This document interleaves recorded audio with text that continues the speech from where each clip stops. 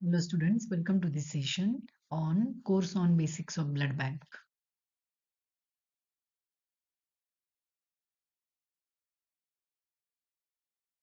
Learning points are selection and screening of donor, collection of blood, anticoagulant in blood bank and storage of blood. Selection and screening of donor. So first donor's point of view, age should be 18 to 55, ideally 25 to 40 years. Gender, males are preferred. Female in menstruation and pregnancy not accepted. Hemoglobin more than 12.5 gram percent. History of hypertension, diabetes, tuberculosis, heart disease, anemia not accepted. Recipient's point of view, temporary rejection. Donor under treatment of cold, flu, tuberculosis not accepted. Permanent rejection, history of AIDS, hepatitis B, jaundice, blood cancer, bleeding disorders not accepted. History of malaria, syphilis, history of blood transfusion 3 months back, also temporarily rejected. Blood bank. So first it was ACD, that is acid citrate dextrose. Then it was CPD, that is citrate phosphate dextrose, and now it is used is CPDA, that is citrate phosphate dextrose adenine, or sometimes SAGM, that is saline adenine glucose mannitol. So we'll see functions of each component. So citrate, it acts as a anticoagulant. Phosphate, it acts as a buffer. Dextrose, it gives nourishment to the RBCs to be kept for more days. And mannitol, it is a membrane RBC membrane stabilizing agent. So ACD, blood can be stored up to 21 days. CPD, blood can be stored up to 30 days. CPDA, blood can be stored up to 35 days. And SAGM, blood can be stored up to 42 days. And this SAGM mainly used in a high setup blood banks. Hello students, today we will talk. Collection of blood procedure. Blood collection in routine hospital practice done in morning time. First, donor should be resting in bleeding chair to make donor comfortable. Donor should be adjusted according to technician who is going to collect blood. Full aseptic precaution should be taken in bleeding room and donor should be treated as he feels comfortable. Cubital vein of the arm should be collected. Curve for blood pressure instrument should be tied around upper arm and BP noted and BP kept at 70 millimeter of mercury so that it obstructs vein and not arteries. Skin should be properly sterilized with spirit swab. Ball is given in donor's fist and he is asked to do movements of opening and closing his fist regularly. A sharp and clean venous puncture is made so that free flow of blood can be obtained. Donor should be kept engaged to avoid fear. Blood collected in blood bag should be mixed with anticoagulant so that no hemolysis or clotting of the blood. Blood bag weighed on machine. As soon as required quantity of blood is collected, BP cuff is released, blood tube is clamped and needle withdrawn. Firm pressure applied on puncture site with spirit swab. By milking bag, blood contained in rubber tubing is collected in bag, then clip off tube and keep bag in the refrigerator. Post-donation care, so it includes post-donation observation of the donor and giving donor instructions about the post-phlebotomy period. Offer the donor something to eat and drink before or he or she is released from donor site. All personnel on duty throughout the donor area should be able to identify signs of donor reaction such as lack of concentration, pallor, rapid breathing, excessive perspiration, and attend immediately. Ask the donor to drink more fluids than usual in the next 4 hours and avoid alcohol consumption until something is eaten. Advise the donor not to smoke for 30 minutes. If there is bleeding from phlebotomy site, advise donor to raise the arm with application of pressure to the site. In case of fainting or dizziness, instruct the donor to lie down or sit with the head between the knees. If any symptoms persist, advise to contact either telephonically or return to the blood center or see doctor. All normal activities can be resumed if the donor is asymptomatic. Donors who work in certain occupations like construction worker, operation of machinery, or persons working at heights are cautioned that dizziness or faintness may occur if they return to work immediately after giving blood. thank the donor immensely for an important contribution and encourage them to repeat blood donation after the proper interval. Donor room personnel should be competent to interpret instructions, answer questions, and accept responsibility for releasing the donor in good condition. Donor complications and management before, during, or after blood donation, and untoward feeling by blood donor is known as adverse donor reaction. There is a psychological element to most reactions, so friendly, cheerful atmosphere can reduce donor anxiety and perhaps prevent any adverse reaction. Blood donor adverse reactions. So they are categorized as A, B, C. So in A is A1, so blood outside vessel. So A is in that first is hematoma, that is bruise. So it is accumulation of blood in tissue and then management. Apply cold compresses intermittently for 12 to 24 hours. Then use warm compresses thereafter. Second, arterial puncture, puncture of the brachial artery or its branch. Discontinue the procedure immediately. Apply constant firm pressure for at least 10 minutes. Check for radial pulses and good circulation after bleeding has stopped. Delayed bleeding, rebleeding after initial bleeding has stopped. So if bleeding resumes, apply firm direct pressure and elevate the arm directly above the head. Pain in the arm. So it may be because of first nerve injury irritation, injury of irritation of the nerve. Discontinue procedure immediately. Another painful arm, pain without characteristic of nerve irritation, large hematoma. Apply constant firm pressure until bleeding stops. Apply cold compresses. Localized infection or inflammation of vein or soft tissue. Inflammation along the course of the vein, which may progress to localized infection. There may be clotting. This can be due to thrombophlebitis or cellulitis. Apply local medication to reduce inflammation. Then fourth reason maybe A4 is other major blood vessel injury. So in that A is deep venous thrombosis. So thrombosis of deep vein in phlebotomy arm. Then B is arteriovenous fistula. So acquired connection between vein and artery. Compartment syndrome, increased intracompartmental pressure leading to necrosis. Brachial artery pseudoaneurysm, collection of blood outside artery contained by adventitia or surrounding tissues alone.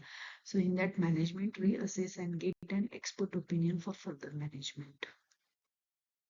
B category is generalized symptoms. In that B1, vasovagal reaction. So general feeling of discomfort and weakness with anxiety, dizziness, nausea, which may progress to loss of consciousness or faintness, which may last for a long period. This may also result in fall or the accident causing injury.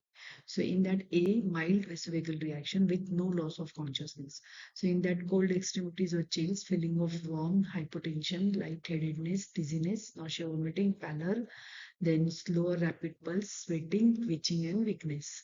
So in that management, tilt donor bed back or make the donor lie down, elevate feet, apply cold towel or and other fluids and offer fluids, monitor, observe, and reassure donor. If nauseous, turn towards the side and provide an emesis basin. Then in B, moderate vasovagal reaction with loss of consciousness, less than 60 seconds. So uncomplicated signs and symptoms of mild with LOC less than 60 seconds. So in that management, discontinue procedure, tilt donor bed back or make the donor lie down, elevate feet and apply cold towel or offer fluid, monitor, observe and reassure donor. If nauseous, turn toward the side and provide an emesis basin. C. Severe vasovagal reaction with LOC more than 60 seconds. So this is complicated. Moderate signs and symptoms plus convulsion. LOC more than 60 seconds, loss of bowel and bladder control. So in that C, management discontinue procedure till donor bed back or make the donor lie down, elevate feet, apply cold towel and offer fluid, monitor, observe and reassure donor. If nauseous, turn towards the side and provide an emesis bed. In D is severe vasovagal reaction with an injury, signs and symptoms plus injury or fall. Discontinue procedure till donor bed back or make the donor lie down, elevate feet, apply cold towel, offer fluid, monitor, observe and reassure donor. If nauseous, Turn toward the side and provide evasive spacing. Treat injury. If symptoms resume, ask the donor to sit down immediately. Do not operate heavy machinery. Then B2 is the hyperventilation. Rapid breathing with without tingling of lips, fingers, and hands. Perspiration, possible feeling of suffocation. Discontinue procedure. Make donor breathe into paper bag for 1 to 3 minutes.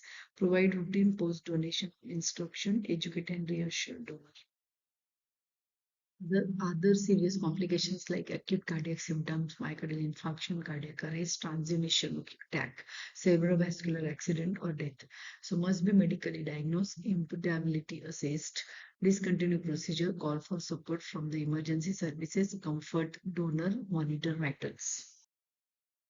Let's study blood components in blood bank. Advantages of blood component preparation. So, the advantages of blood component therapy over the whole blood transfusion. So, it can be rational use of scarce resource as more than one patient can be benefited from a single donation.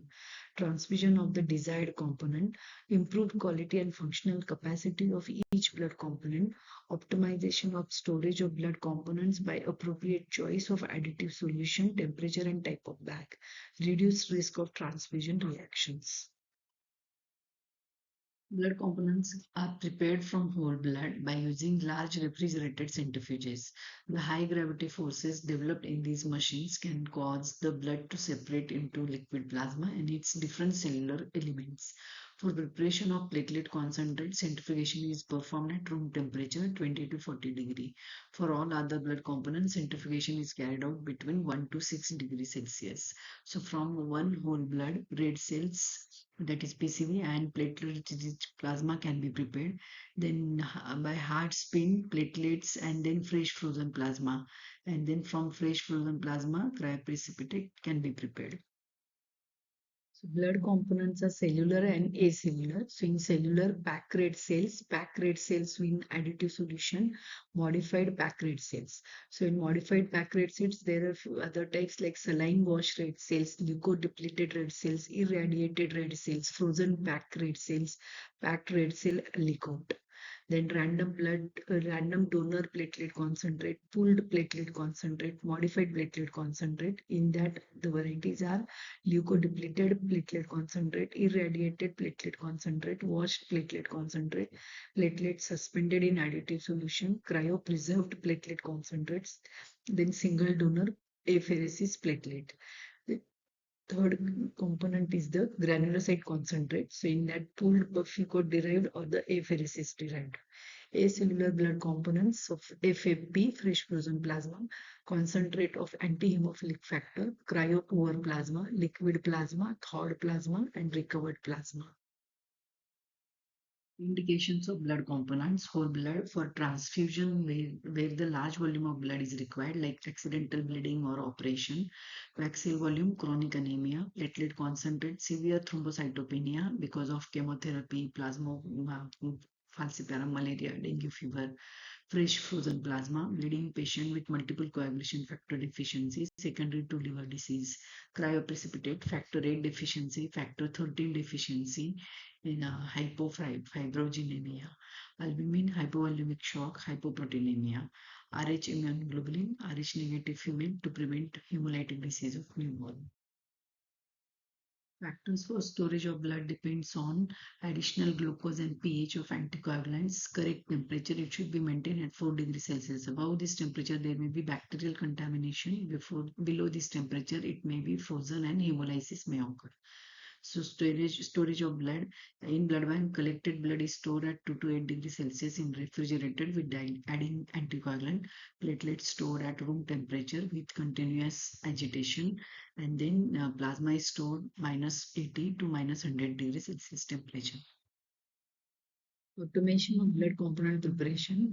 Automation of blood component from whole blood is widely implemented. Automated processing decreases operator dependent variability, controls the volume to be collected from main blood bag into satellite bag, and prevents contamination of plasma and platelets by red cells. Thus, it produces consistent high quality products with higher yield. It helps to optimize workflow and reinforce good manufacturing practices. Automation in blood component processing became possible in 1980 with development of first generation device, that is semi-automated component extractor. These devices use optical sensors that determine the layers of centrifuged whole blood. The different components are expressed and transferred to satellite bags by automated clamping and sealing of tubes between main bag and the satellite bag. Subsequently, second generation instruments were available, which led to automation of pulling of Buffy-coat platelets, centrifugation and filtration, leading to production of leuko-reduced platelet concentrate. Nowadays, third generation automated devices are available, which automate and integrate all manual steps from start to finish of whole blood processing, like balancing, centrifugation, expression, sealing, and volume and platelet content determination. Hope you find this session useful for your understanding and for your exams. Thank you.